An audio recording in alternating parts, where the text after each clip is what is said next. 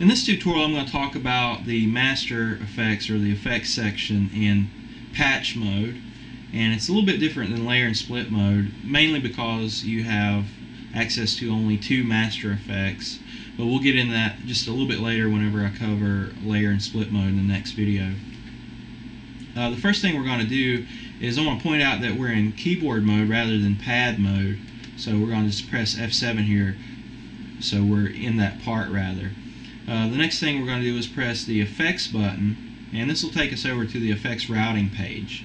The FantomX has two master effects. You can see Master Effects 1, Master Effects 2 there in patch mode, and depending on which part you have selected here up at the top, you can see right now there's keyboard and pad, then that determines those different settings for those different parts that are active in that patch. The next area down is the details of the master effects, or the master effects number, and this master effects number corresponds to the actual effects number that's available for there. We can access this by pressing the MFX 1/2 tab, and you can see that number 78 is a sympathetic reso, and if we press the MFX 1/2 button again, we jump down to the second master effect, which is the one that's assigned to the pads in patch mode. Let's jump back to the routing effects page again by pressing F1, and I just want to point out that this is a lot like a schematic for especially a lot of software applications where you're going to have the ability to control all the different levels as they enter and exit out the different effects blocks, much like a schematic. Another area down here I want to point out is the chorus and reverb, and the chorus and reverb are a little bit different than master effects. These are considered system effects, and you'll have a chorus variation type and a reverb variation type available in all of your modes, including layer and split mode and patch and rhythm mode.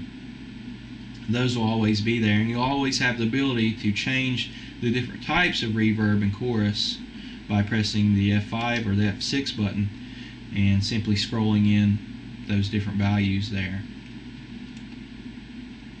Let's go back to the routing page again. The next section I want to talk about is the mastering. Let's go ahead and press the F7 button. Mastering is a function that's very useful in the FantomX because most of the time a lot of workstations will not have a dedicated mastering area. If you want to add a little compression, or if you want to equalize some of the mastered output signal, those would have to be assigned to either a master or insert effect, and therefore would be taking up a useful block of space in your insert effects block. So it's kind of handy that even though you have two master effects, or just two master effects in patch mode, they also have these other features here, such as the system effects and the mastering. Now in the mastering, you can see it's laid out much like a real master effects rack, where you have control over the compression and also some of the signal gain and attenuation for these three bandwidths that you determine as well by changing the values there. You also have some presets here. You can press F1 for hard compression, F2 for soft compression, and then there's a couple different boost signals there. These are really good if you're, say you're recording a different type of music genre where you might want to boost the low. Let's say you're working on a dance track, you might do that as well.